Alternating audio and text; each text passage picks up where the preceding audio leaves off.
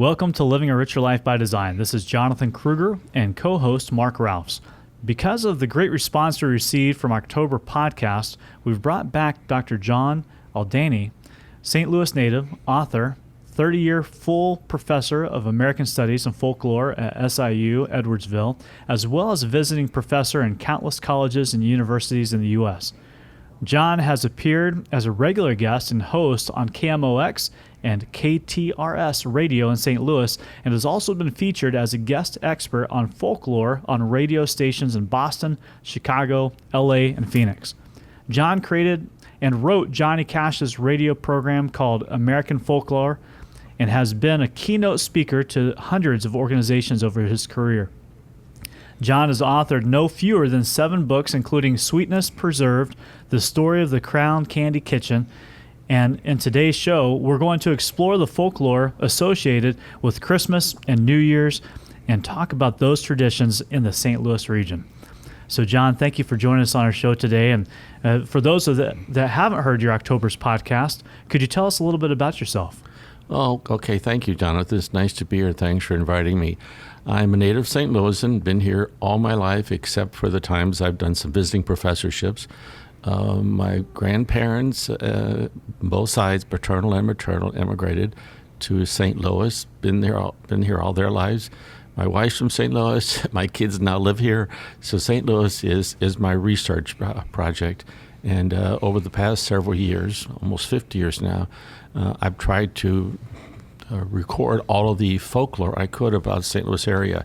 And up to this point, I have about 300,000 different genres and examples of what folklore in St. Louis is all about, and there's still more to do.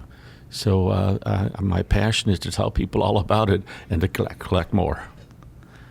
Well, thank you for sharing that update with us. Now, you did have one interesting fact that I was unaware of, and it's probably not something we'd previously discussed before we get in today, but it was something after our last interview. You had mentioned that there had been a fire that destroyed one of your books, one of the scripts that had not been published or had been published. Do you mind sharing that story with us? No, I don't mind at all, but it's very sad, and I might get very sad here. I've got tissues. Thank you. But exactly 2 years ago, on the 17th of November, this year, the warehouse that houses all of the books from our publisher, and there were over 200,000 of them books in there, and I had at the time 6 published, about 4,000 in the inventory, and that all burned. It was an enormous fire, very sad, and it affected me maybe immaturely because all my research was there, and the worst part was that the computers also burned. And so my books that were on the computers were also gone. And so the one thing that I guess upset me the most now that I'm sitting here is the Christmas book I had just finished, and that also destroyed. But you know what? It's a chance for me to do more research and a chance for me to collect more things and to do more publishing. So it's a way to stir my brain again. So there's positive stuff there. So we could hope that after today's interview, we might see that reborn, if you will, a new book on Christmas and the New Year's. Yes, in fact, I've got a draft finish on the St. Louis dictionary, because we're a linguistic island here and we speak differently from other people. That's coming up. Oh, good. Well, thank you. Before we move on to the folklore of Christmas and New Year's, remind us why folklore is so significant in shaping and defining our culture. All right, Jonathan, by folklore, we're talking about the oral traditions which circulate among a group or a people or a civilization. And I like to call it the unlearned learning process that we all go through. Everyone, and I mean everyone, has a folklore associated with their life or their culture or their affiliation. And you don't learn these things in school. You pick them up by oral traditions. It might be a family vocabulary, a family tradition, a family food that you have, and you keep that with you and you use it the rest of your life, and it means something in terms of how it defines you. I always tell my students and everyone that the number 13, for instance, is very, very popular as a superstition. And whether you believe it or not, you've heard of that. And so there have been examples where someone might go to a hotel and the clerk would say, "You're now on the 13th floor. Does that bother you?" Well, some people who never were taught that still know that 13th is supposed to be bad luck. But the clerk in the hotel, who is part of that tradition, also asks about that because he knows how much it could affect people. So that's the unlearned learning process that people have. Just like whatever might be black hats or things you might do for a holiday like Christmas, things you put on the tree or the food you have, that's all that you learn, and it was not done in school. So it's a deeper learning process and very important. John, welcome back. Thanks, This Mark. is such a treat for me because how long have we known each other, John? 1983. I remember the day we met. Well, then that's a long time, isn't Yes. it? That was quite memorable if he remembers the day. Well, it was very memorable, and he was a wonderful colleague of mine for years. And so, for our listeners, if you want to know more about the generalities of folklore, we'd invite you to go back and listen to that podcast, which is available on our website. But we're going to start with Christmas now, John, and I know we could do a whole show on just this holiday. But as we think about Christmas, what are some of the common and maybe not so common folklore and traditions associated with Christmas? Well, you're right, Mark. We could spend a couple hours on this because Christmas is a very popular holiday and celebration throughout the world. And whether it's called Christmas or not, the same kinds of things are used, are decorated, are applied. For instance, the Christmas tree is an obvious symbol. The wreath, the colors of Christmas, and the way in which each family might celebrate them. So we talk about things like, at least in St. Louis, I'm talking about things like the spider that people put on their tree, and it's very popular here because the belief in Christianity is that when Jesus is born, the whole world is waiting for his arrival and his birth. And so everyone must be ready for that. And Germans believe that a house has to be immaculate and very clean. Well, even the animals wanted to be prepared for Jesus' arrival. So the spider, whom no one enjoys and people try to kill, decided that he would hide in the tree. No one could clean up the house because the spider was in the tree. No one would find him. Well, waiting for the arrival of the birth of Jesus, the story is that most St. Louisans, a lot of St. Louisans use, that he spun his web, which becomes the reason why we have tinsel on a tree or garland. Now, I know that sounds kind of hokey to some people, but the point is that in countries in Europe even, the whole notion of celebrating Christmas for everyone, because the arrival of Christ means something very important. So people have now made little spiders. You can buy them throughout St. Louis that hang on your tree as a remembrance for all of us. Whether the story is hokey to you or not, a reminder of why we are here for the season of Christmas. And the spider is popular in St. Louis, along with and again, I'm choosing things that are different from the tree and the wreath because they're unique to us. And some other cultures, too, is the pickle in the tree. The pickle is important because the person who finds it is got good luck for the rest of the year, if not a good fortune. And where the pickle ornament originated is unclear, which is part of what folklore is. But we do know that in the 19th century, towards the end of the 19th century, Woolworths made ornaments of fruits and vegetables, and people would buy those glass ornaments, and the pickle was one of them. And what happened is that you take the pickle and stick it in the tree, and the person looks for that after they look at all the other ornaments. But the interesting fact here is that so many people say that Germans invented that ornament and put it in the tree. Germany now does it because it started in America. And the stories related to that relate to Saint Nick. Saint Nick, who started Christmas, his feast day is on December 6th, and he's famous for the stockings on the tree and on the fireplace, was supposed to have helped 3 young men, symbolizing the wise men, who were kicked out of a boarding school, and the master of the boarding school put them in a pickle barrel. And so St. Nicholas help them out of the pickle barrel. That's also a story which I think is probably made up, but it does connect to that. But one thing that is important, I think, for St. Nick, is we all have stockings by the tree, which is another custom of Christmas. And St. Nicholas was out to save everyone and help everyone. Turned out there were some ladies, some girls whose husband and fathers accused them of being ladies of ill repute. And so what St. Nicholas did was he went to their house and he threw 3 balls of gold into the stockings that were hanging on the chimney. And since then time, we have the 3 balls that are hanging on the pawnbroker shop, and also the stockings for Christmas. So it's a dual thing. But those three things, the spider and the pickle and the stockings, represent us, I think, traditionally. We have a pickle ornament on our tree, John, and it was Good, largely because I had heard this story from you years ago. Oh, great. Traditions are continuing. And so it's continuing, and Yes. we do have a pickle ornament. That's so interesting. Great. So let's maybe even get a little bit more granular. There have Okay. got to be some other St. Louis specific folklore associated with Christmas. What are some of those, and where did they originate? Well, some of the things in St. Louis that I think are extra popular is that the belief that all animals talk at midnight. When Christ is born on midnight, all the animals who are in the barns or in the fields all talk to welcome the babe at Christmas time.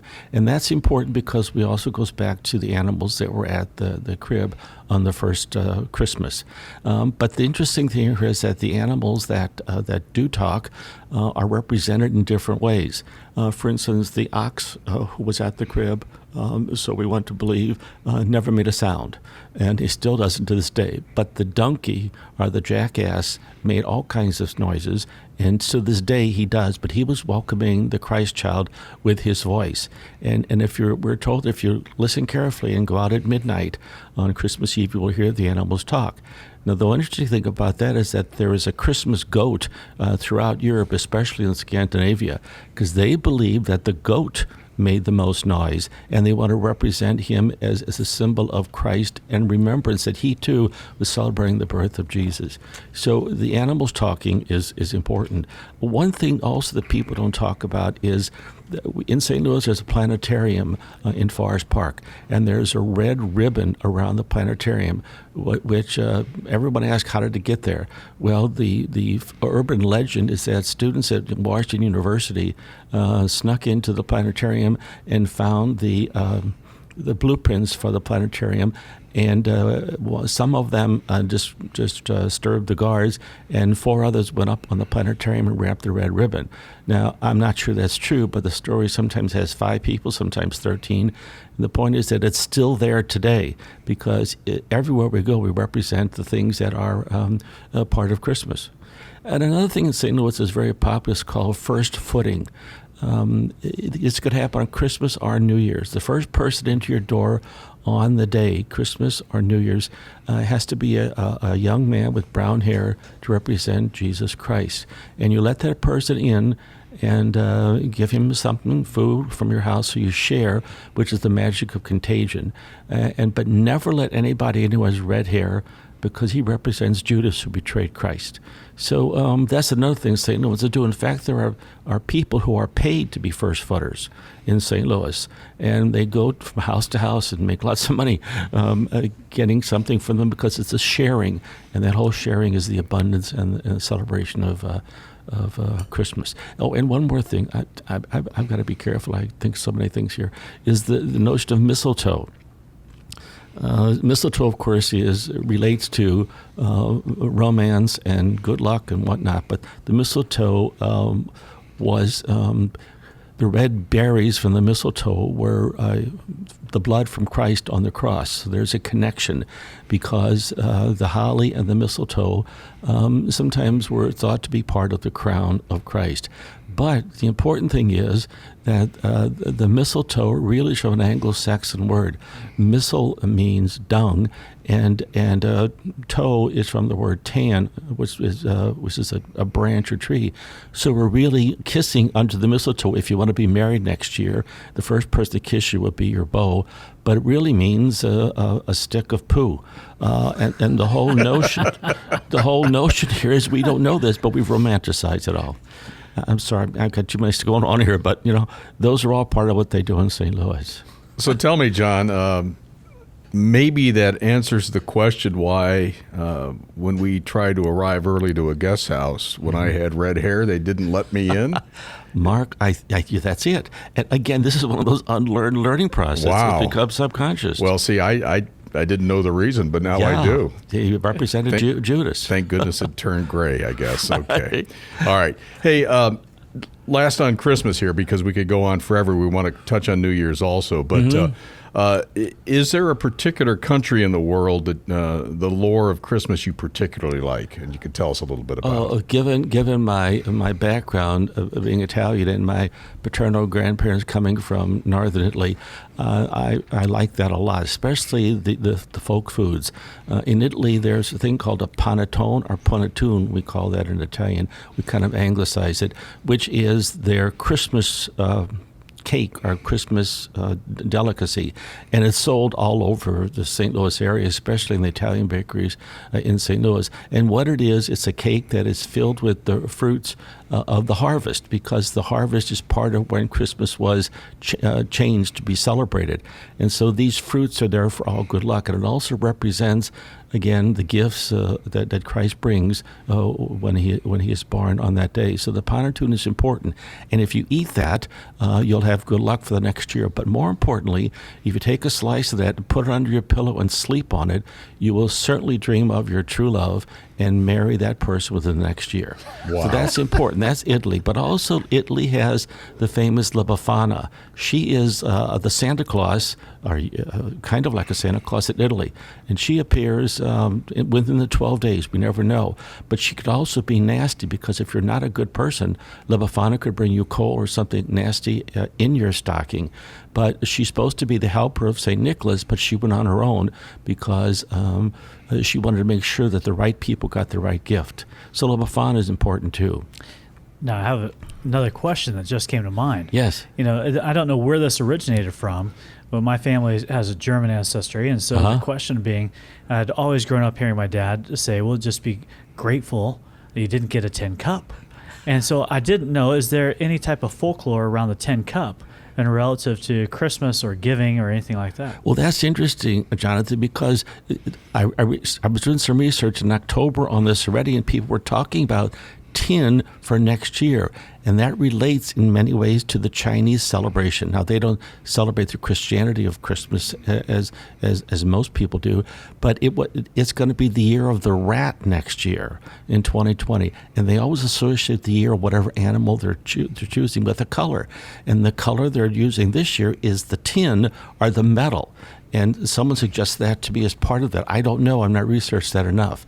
But the tin cup is for collecting alms too. Well, and that was the whole idea, I think, my dad had. Yeah, sure. Collect some money. That's right. Well, you've got a homework assignment then on this tin cup thing. Exactly. So we could spend the whole show on Christmas, but let's move on to New Year's, because that's fascinating too. And I remember when the clock struck midnight around the world to mark the start of the year 2000, all the major networks showed scenes, the world celebrations taking place, and we were all waiting to see if the lights stayed on in those various places due to Y2K. That's right. So tell us some about the lore associated with New Year's, both abroad and here in the U.S. Okay. Well, a New Year's, Mark, as I guess most people know, is the oldest celebration in the world. Every culture we know of celebrated some form of New Year's because, bringing in the new times. Whenever the unconquerable sun left, it was winter, so let's do something to make sure we stay happy and healthy. The important thing is that the name January comes from the Roman god Janus, Janus. And Janus has two faces. One looks forward and one looks backward. He was the god of the gates of heaven, and the god of resolutions, the god of future. And so what we do for New Year's most of the time is make resolutions, which we never keep. They're gone by February 1st. But we always say we're going to do something better because we reflect on what we did last year we didn't like, and we try to do better. Many times it's religious, many times it's physical, many times it's being a better person, whatever. And we try to do our best there. That comes from Janus. But also importantly in St. Louis at New Year's time is the foods that we eat. It's very important to make sure on New Year's Eve or New Year's Day that you eat something that's pork, because a pig always roots forward, and you want to root forward also. Do not, all those who are listening, anything foul, chicken, turkey, do not do that, because they have no direction in life. They scratch everywhere. And you don't want to be a chicken or a turkey. You want to be good in the New Year, so eat something that's pork. But along with that, you eat something green, this particular cabbage. Cabbage is good because it represents dollars and money. And there's a saying in St. Louis, I think comes from the South, Then you eat peas for pennies, you eat cabbage for dollars, and you eat cornbread for gold. So those are the three things that I recommend you all do. The black peas are there because they used to put the peas inside the pudding that was eaten at Christmas time and it transferred over to New Year's. So food is very important. And it's also important on New Year's Day to make sure you open the door and sweep out everything that was in the house, because that's sweeping out the evil. And also take the broom and throw that away and buy a new broom. Start the new year always with the new broom, because the broom has significance. As in African American culture, you jump over a broom for a marriage, and so we use that here as a transference in New Year's. And there are a lot of other ones too, and I'm not sure how many we could go into now. But never. Oh, if you want to get married in the New Year, you take chestnuts, again related to Christmas, because New Year's is part of the 12 days of Christmas. And you name the chestnuts, no more than 4, for someone you care about or someone, a possible mate for you. And you throw them into the fire. And the first one to crack open the chestnut is the person you will marry or be with during the new year. It's also important to wear something new on New Year's Day, so you can always have something good luck the rest of the year. But one real big one in St. Louis, and it's obvious I love to talk, is that you have to eat 12 grapes. 12 grapes, one for every month. You eat the grape, mention the month, and make a wish. That will come true. And I know a lot of St. Louisans, some who could not find grapes at Christmas, would freeze them and take them out of the freezer on New Year's Day and eat one for each month, because you want to have good luck. And also another one is pickled herring. It's very important to do that, because the herring was kind of a special fish, especially in Europe. And if you eat that on New Year's, because the glands in the fish itself represent the reproductive urge, and that means that we will also be lucky with fertility. My father hated pickled herring, but he said every single New Year's Day or New Year's Eve, and then vomited. But he had to, because it means wealth. So it meant wealth or reproduction? Both. Both. And now, did I hear you correctly that on the chestnuts, you need to put a name of that person that's represented and then throw it into the fire? Into the fireplace, yes. And then when it cracks, that tells you who you should be with. That's right. For New Year's Eve. Right. But you don't put a name, you don't write on, you remember the names you put in there. Oh, just remember them. Yeah, Okay. then you put it in. So, Right. any others St. Louis-wise, John? I mean, I'm sure there's a whole bag full, and if you want to go the Italian route, we can do that too in terms of tradition. Well, what the Italians did a lot was what they called the 7 fishes, the Feast of the 7 Fishes. And what you do for that is at New Year's Eve, the food you eat has to be the 7 different fishes. Again, they believe that Christ was the fisherman of men, and so you want to represent that in some way for the new year. And that's important. Depends upon what you get. Now, sometimes people have 13 fishes, some 10, depending upon the culture you're in. But it's also important that we talked about that is to make sure you don't do any work on New Year's Day, because what you do that day, you will do the rest of the year. So make sure you do something there that's enjoyable. Also, never sow on New Year's Day, because whatever you sow will have to be undone by your nose. Because it's not good to do that. You're supposed to be celebrating. Another thing is to make sure you open all the windows on midnight. Open all the windows so all the evil can get out of there. So it can fly away. You don't want that. And some people also believe that you have to have champagne at the stroke of midnight. The French taught us that. But the belief there was the French believed that if you had champagne, you were rich and better. And Christ supported you and chose you, so you drink champagne. But we Americans have it as an alcoholic holiday, because we say it makes you topsy-turvy, so the whole last year could be forgotten. That's an excuse, I think, to drink, but we have to have that. And, of course, the ball drops in New York City, and we in St. Louis drop things also. But the ball represented the apple to begin with, because of the paradisipon, which was the first Christmas trees, where they put the apple on there representing Adam and Eve. So, wow. There are other things depending upon your culture. What you eat on New Year's Day is very important, with the cabbage and the peas and the pork. So make sure you do that too. Well, what other holidays do we have around Christmas and New Year's that we haven't addressed today that you would like to speak to? Well, we have things like St. Nicholas on December the 6th, who is the prototype of Santa Claus. And St. Nicholas from Asia Minor, but ended up in Italy. But it was he who would, with his guide Krampus, Krampus was the evil one. He would let Krampus put the coal or whatever it is in the kids' stocking if they were bad, and St. Nicholas would, put the good stuff. And you have to give something like a piece of fruit, especially an orange. And the orange is part of Moravian culture that originally came with St. Nick, because the orange is the fruit from the harvest, and you stick a candle in that and a straw, and you drink of that fruit, which also makes you, feel better, and represents again what was happening at the time for the harvest changing. But it's also important to make sure you eat a pear, because a pear on St. Nicholas Day represents the Christ who was the tree in that famous 12 days of Christmas. And the partridge is a royal bird, so that's part of that too. And also people celebrated the 12 days of Christmas, like the Epiphany on January 5th to 6th. In fact, some people celebrate that on Christmas Day itself, on the 6th, depending upon what calendar you use.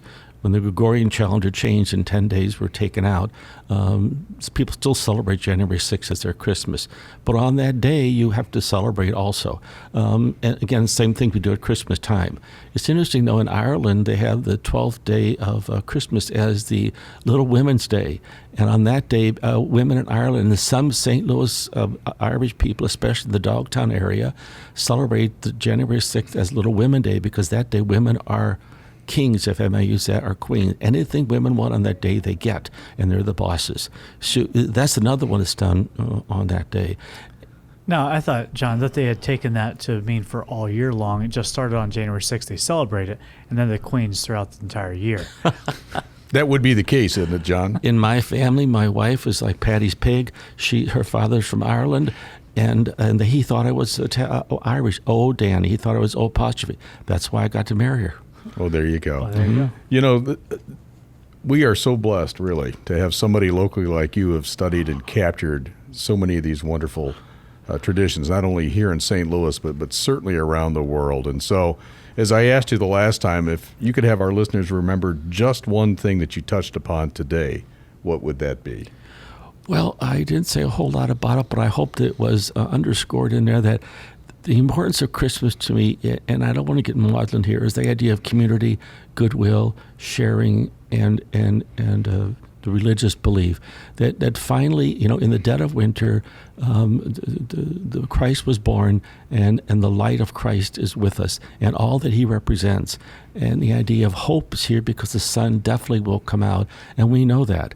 And we celebrate that by his birth, and this whole sense of helping others as he taught us to do, and the whole idea of goodwill and helping others is very important, I think. So I hope your listeners will do that. I appreciate that, John. And so in closing, we call this podcast Living a Richer Life by Design. And when I say those words to you, what does it mean? As I said last time, it's so important, I use the piece, to persevere and to keep doing what you do well, and never stop believing in what you think is important, and always doing what is right, because that perseverance will make you better than you are. Well, thank you, John, and thank you for joining us today on today's podcast.